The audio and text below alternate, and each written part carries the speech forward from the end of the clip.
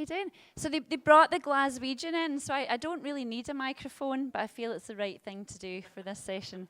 So has everyone had a good can? Yeah, I think anyone that's in touch with themselves as a human being will have a great can, and if not, then you need to have a hard look at yourself. So to sort of close things out, we are exploring how brands can really go beyond that digital contact, the various interactions to really get that, I guess, that commitment and that loyalty from our customers. And I think this has been a really good test pilot because we're in Cannes. Hands up if you had a rosé. Okay, just this morning. Hands up if you had a few rosés. Hands up if you wish you didn't have as many rosés. I think there's many of us there. And so I think this week has been all around that deep engagement. How can we really showcase our brands, engage people on a deeper level beyond? I mean, if you think of this, we are privileged to be here, you know, and I think anyone that doesn't say we should be in touch with ourselves. So we're going to explore how do brands do that, out with Cannes, out with all these big activations. How do you take a customer from being a statistic and a data set to being a true loyal ambassador for your business? So I'm not going to do that alone. Although I do love a karaoke, so I could easily go and go. But for now, I'm going to just go down the line, and I would love my guests to introduce themselves and tell everybody what you do.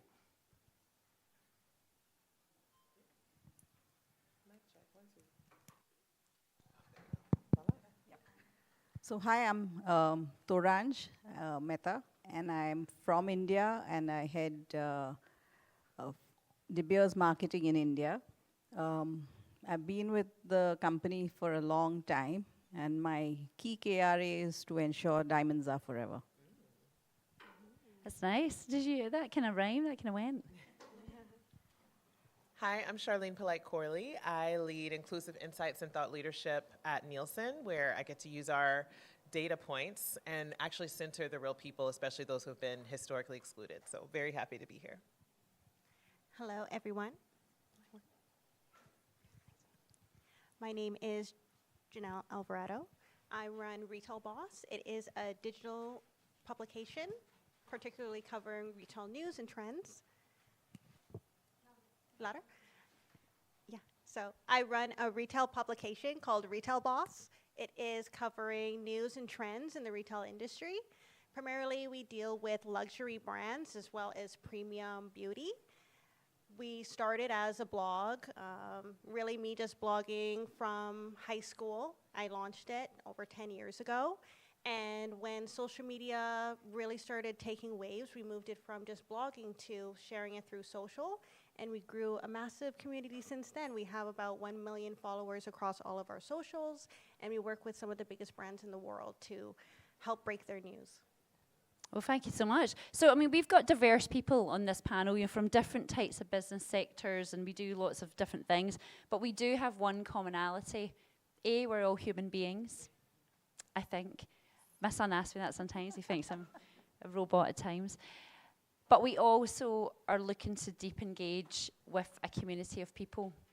And so I think any business worth their salt is looking to do that beyond, as I say, the data set, the metrics, all these lovely buzzwords that we can come up with. We're all dealing with human beings. So to really sort of, I guess, set the stall, as we would say in Glasgow, what do you think in the current, you know, given that there's so much going on, you know, you can't walk down that Quizette for seeing a sign, an engagement, a party, a this, bit of FOMO there.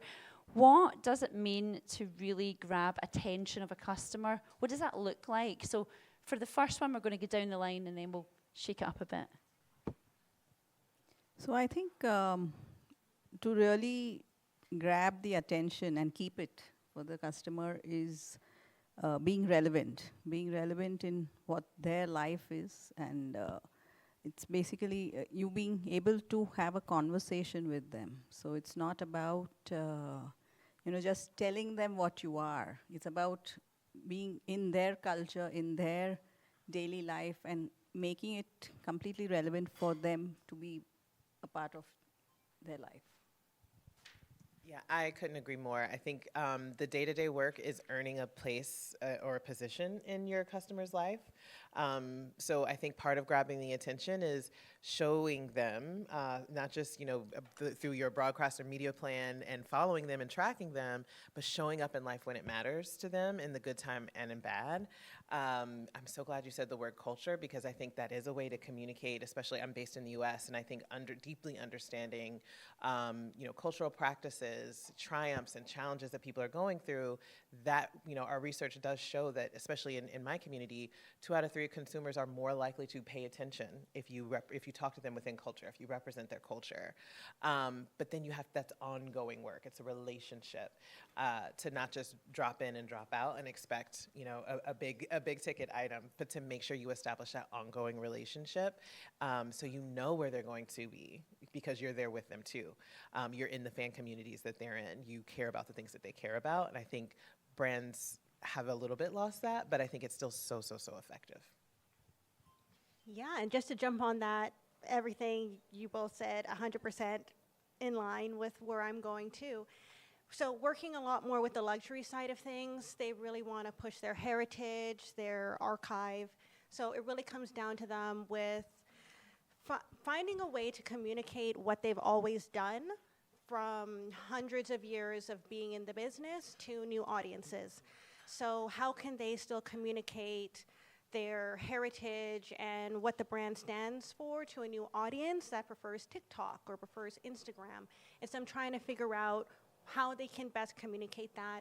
And I think that's why we've seen a lot more luxury brands pushing into more animation space, or coming up with new creative ways to tell the same story, but in a way that captivates a new audience. So they're always trying to either gain new, also keep their own, and then always just stay top of mind. Okay, no, that's a brilliant sort of overview. So, Charlene, I want to sort of delve into the research that you do. So, we talk about a customer, right? So you might have a certain type of persona of person you want to go after. But within that, it goes even deeper, because you've got different generations, you've got different cultures, beliefs, aspirations, all these wonderful things. No person is the same. In every culture, like when I go to Asia, it's very, very different to it is in the Western world. So how do you create your plan around tapping into typically the same audience, but they're so different? It's a great question. I think part of the great element to the work is that we get to do is filling in some of those blanks. That again, you might come with this really simplified target, but as you drill deeper into, in the United States, we'll talk about African American or the Black American target, and it's a monolith, right? So a big part of my passion behind the work is to add the nuance, because that's part of how you are going to, one, communicate your authenticity and understanding, but that's also where the magic is happening, is below those big headlines. And so I think it's about diving deeper into not just culture, but subculture. So we have, I think people will check a box and they're done. And so it's all the magic is happening in those intersections. Like, I'm not just a Black woman, I'm a Black millennial woman, I'm a mother of 2. I went to a specific type of college where that's in a different culture. And so again, you can communicate all these things about how deeply you understand my life story, the challenges that I'm facing, the neighborhood that I live in, or how I might be using your product, though that's not what you advertise it to me for. I'm so glad you brought up the beauty category. I was just talking to someone about how shopping for sunblock with my skin tone is a very different experience. Yes, I want the SPF and I want like the non-chemicals, but it's also has to preserve like the warmth of my skin tone, and that's really hard to do as with some of the brands that we have access to. And so understanding that nuance, that it's not just enough that you took out X chemical if it still makes me gray.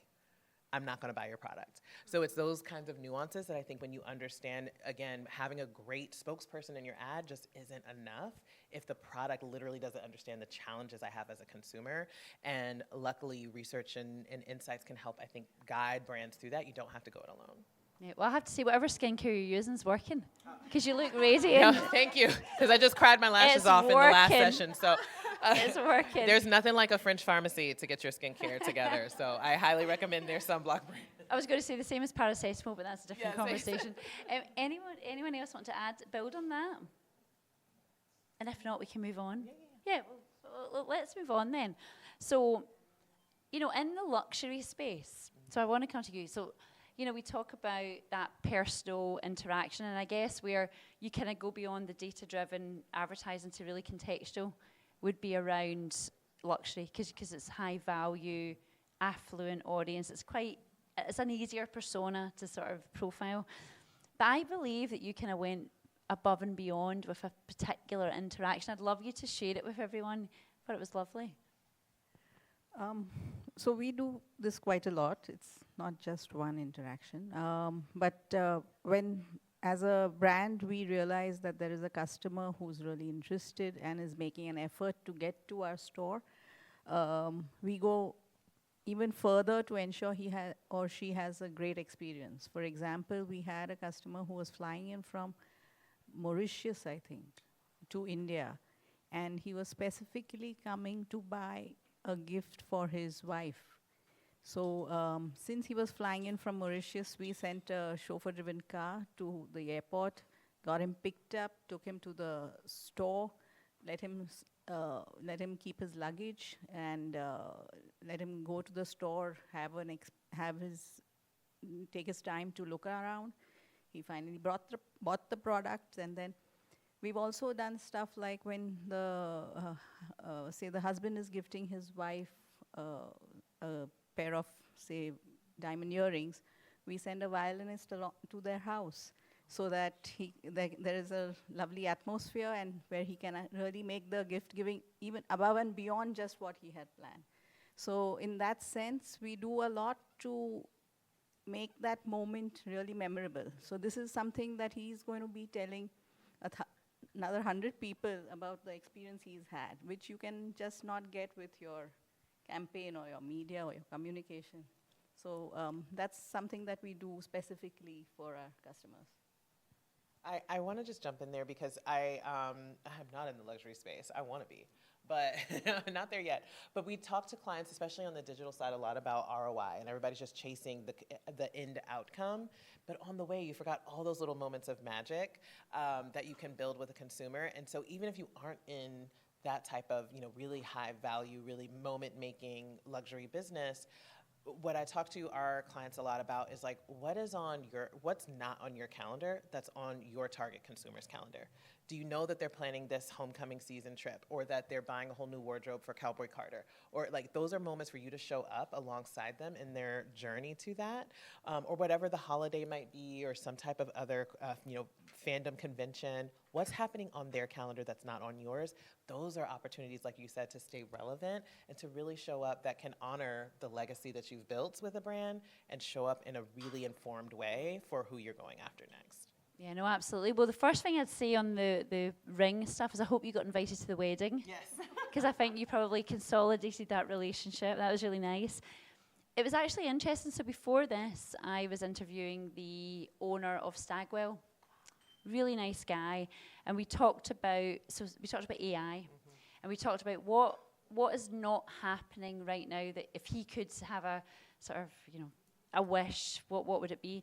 And he was saying at the moment, as much as we pretend that there's this joined up user journey, it's not there. Everything's so disjointed. So, you might help someone with their flight, but when you get to the hotel, you don't know anything about them. You don't know what they like. What do their children like to do? So I think we're getting to a stage where we're now thinking, oh God, we've got all these grand ideas, but we're just not piecing it together properly. And so I wonder if you have any views on, maybe over the next sort of couple of years where that might sort of move. Jeanel, do you have any thoughts on kind of what you're seeing? Yeah, so going back to kind of the luxury sector right now, and I was actually talking to an agency person on my way here on the train, and he was telling me how he's working with Cartier, and right now they're trying to figure out, well, how can they push their in-store experience, that kind of personal experience that you just mentioned, right, that you're doing for the gentleman and chauffeuring him to the store. How can they have something similar to that online? And so far, they've only got as far as doing chatbots, which still doesn't solve, that underlying, like, how can they have a similar experience online? And so, yeah, just like chatting with him, I was just discussing with him, well, how about instead of trying to always replace things with technology, how about you just help facilitate what works already? So just like that experience you talked about, how can that person be online and without having to pick up the phone, get that appointment booked, right? And get it while they're checking out or while they're chatting to help bridge that whole experience together. And so he really liked that. And he's like, I'm going to use that one. And I'm like, okay. But yeah, just like you said, weaving is one thing, but I think if you already have something that works well and experience that it's just works and that's what's built over all these years, how can you just get those people online to experience it? Because they haven't, right? That's why they're online. Otherwise, I'm sure they would love to be picked up in a limo from the airport, right? So absolutely. Yeah. If any brands are listening, I'm going to the airport tomorrow. So if you want to send a limo, I'm in it with the champagne. Oh, maybe not rosé. I've had enough of that already. So, and I think that's the thing. We talk about the moments of truth. Yeah. So wherever your brand shows up, it could be a call center, it could be the shop, the in-store environment, online. At the moment, it's kind of patchy because it's not really consistent. That there is actually one brand that done this super well, and I think this is where you bring the personalities of the brand out. So I don't know if you know of Currys. So Currys is a UK brand, electrical store, etc. And so they won a drum awards where it was so cool. So it was like guerrilla marketing where they dressed their staff up like Pitbull. And so they had this purple suit on and they were giving out freebies. And it was just, but they used their own staff in their work. And so even on TV commercial spots. So suddenly you start knowing the famous people because they're making their people famous. And so do you think there's going to be a bit more of that where brands are bringing out their people and building their profile to represent what the company stands for?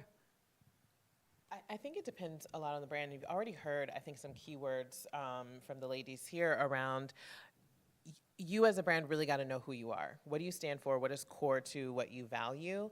And if the people who are making the magic or who are actually the ones, interacting with the customer on the front line, if you curate your organization in that way to make that they're essential, then yes, I think we'll continue to see sort of the creator, ambassador, employee model. And there's some companies who do that really, really well. And for some, it may not be a fit. Like for some brands, like it's our customer is a star. And so that might work. But I do think there is some power in people who, love a brand, they've worked there forever, and they're experts on all the little nuances. You see this actually a lot in sports, where you'll have, so-and-so's worked at the stadium for 45 years, and he saw the transition. So I think there are definitely some plays where that is really, really powerful.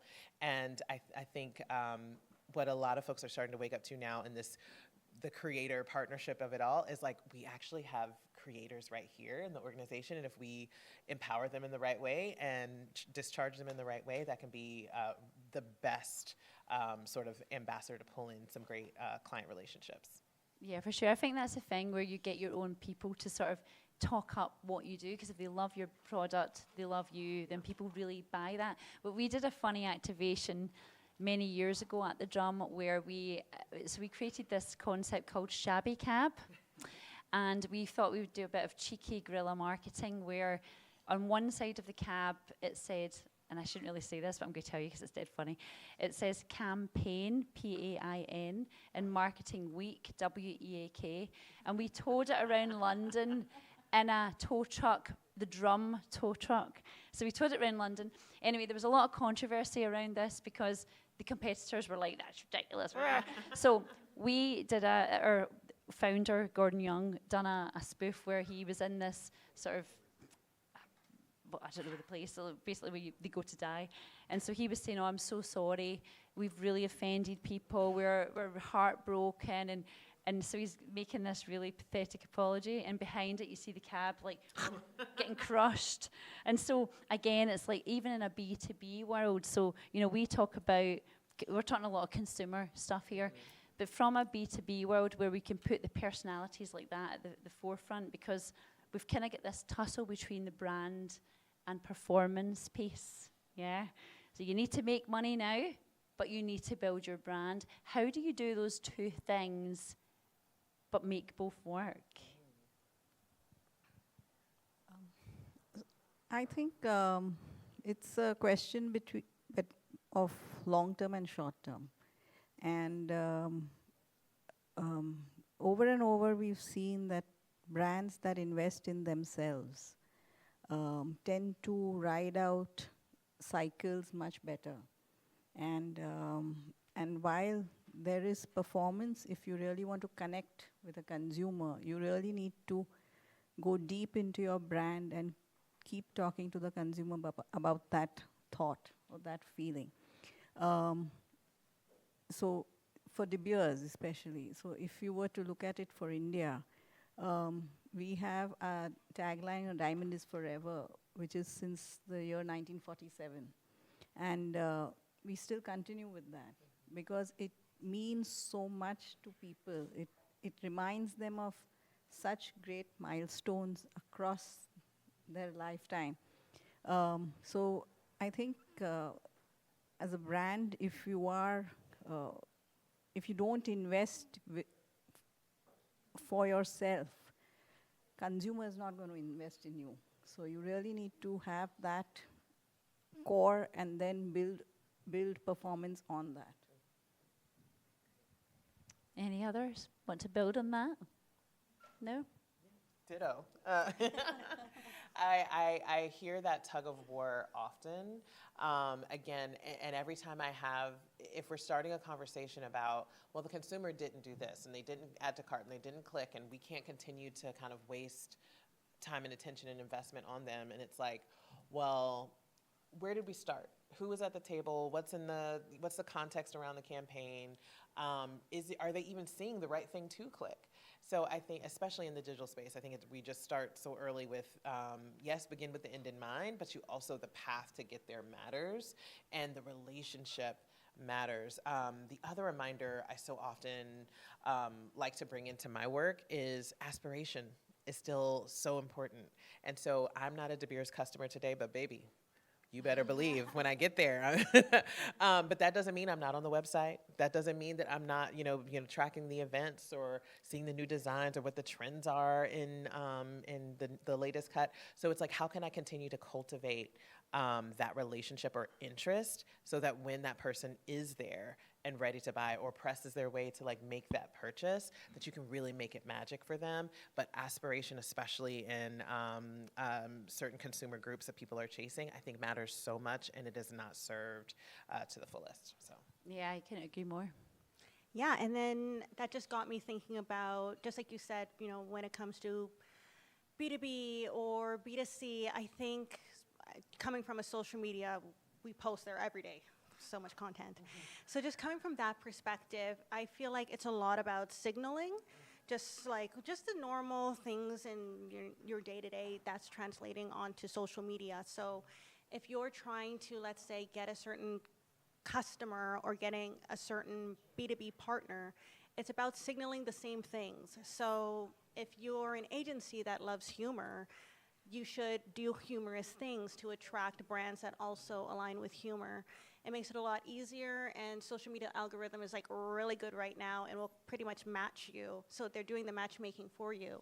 So with a lot of brands, we do the same thing. If your, it girl is right now in Saint-Tropez on a yacht, your brand campaign should be, really girls who align with that kind of culture on a yacht as well. And then you let the social media magic just match you up. So same here with our publication. We post a lot of luxury content because that's also the kind of readers that we're trying to attract. And social media does the heavy lifting. Sounds great. I mean, in Glasgow, I must admit, we don't align with yachts, but for 1 week in Cannes, we do. And I love every second of it. And I think your point is so valid. So, the statistic is, and again, I say statistic, probably too much rosé to remember it properly, but the majority of B2B marketers are not in the business to buy right now. They're never going to buy until they're ready, because it's such a massive investment.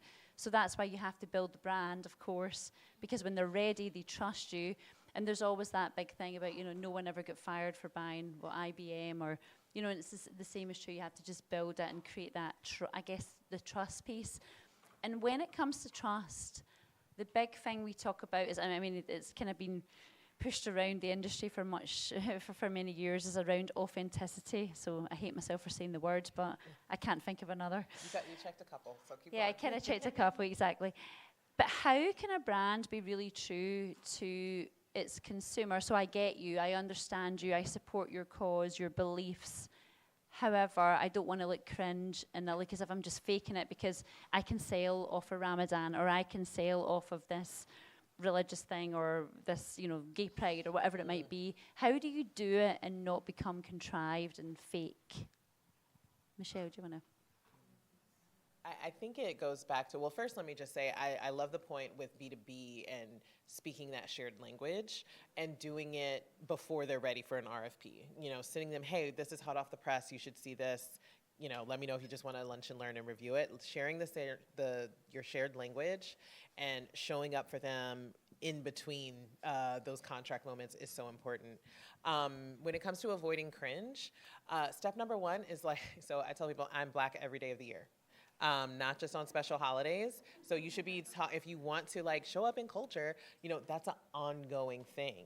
And that means that if you're really in community, then you're understanding some of the things that, maybe are being affected policy-wise, or that we're advocating in the healthcare space. And so those are opportunities to show up alongside initiatives that really matter versus just showing up for the parties.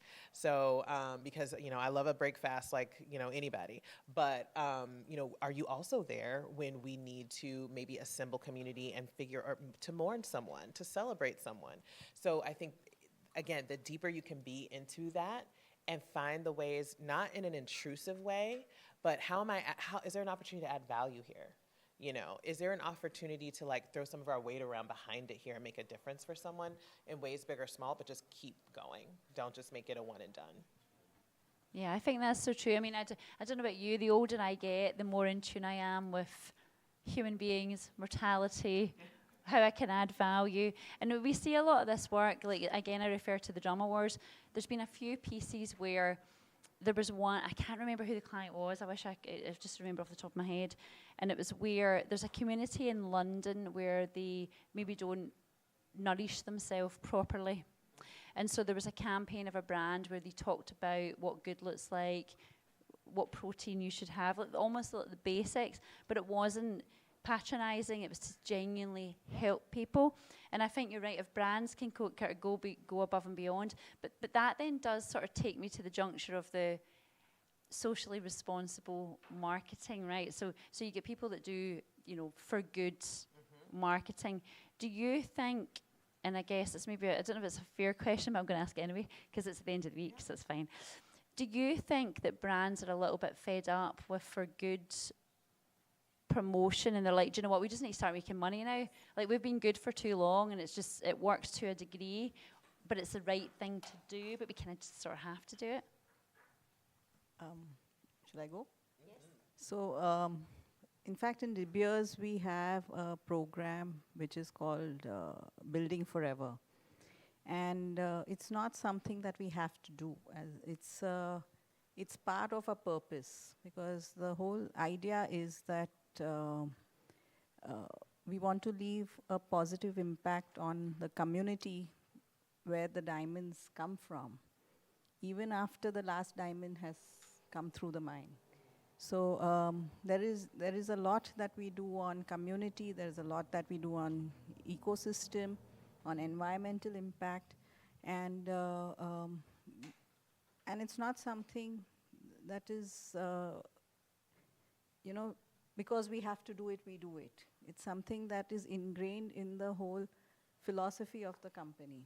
So we have goals like being carbon neutral by 2030.